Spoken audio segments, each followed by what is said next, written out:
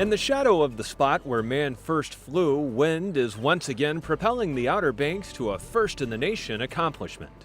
We are the first restaurant brewery in the country to actually have a turbine on site, which is something we take a lot of pride in. More than 100 years after Orville and Wilbur Wright conquered the skies, Aubrey Davis and Eric Reese are working to clean them. They dedicated America's first beer-making wind turbine on Earth Day 2008. People pull in, you can see it from 1.5 miles, 2 miles in either direction. It's made us a landmark, for sure.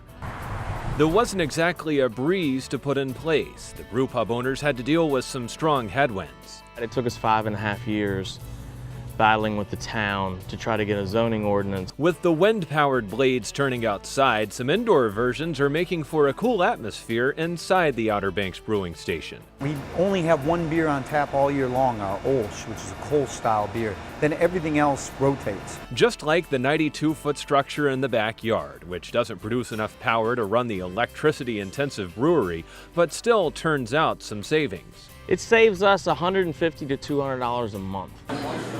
What you get in your glass at the Outer Banks brewing station largely depends on the season. We try to match the beer to what's happening around us. We brew Hefeweizen in the summer because it's hot and it's a Bavarian style, full flavor wheat beer. That's fun.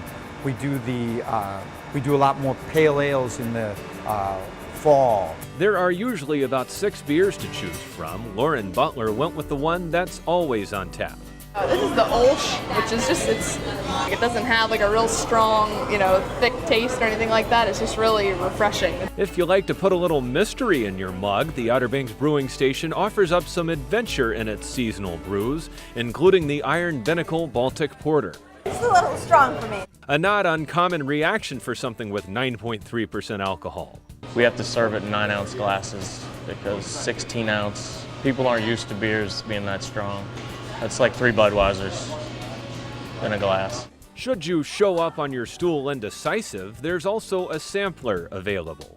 You can get 4 different beers. You can get a different taste of whatever one you want. And taste at the brew pub is a creed that goes well beyond the coasters. The Outer Banks brewing station serves much more than the standard bar fare in its 200-seat restaurant. We've had a series of incredibly talented chefs who, like the brewmaster, often mix things up each season.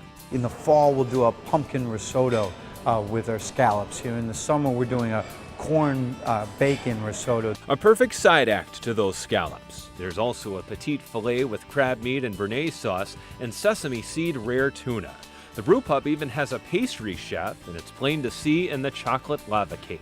Atmosphere in here is great, people in here are great, food is great, and best of all, their brewery makes the best beer around. But that's not to say there's nothing for teetotalers or the under-21 crowd to enjoy.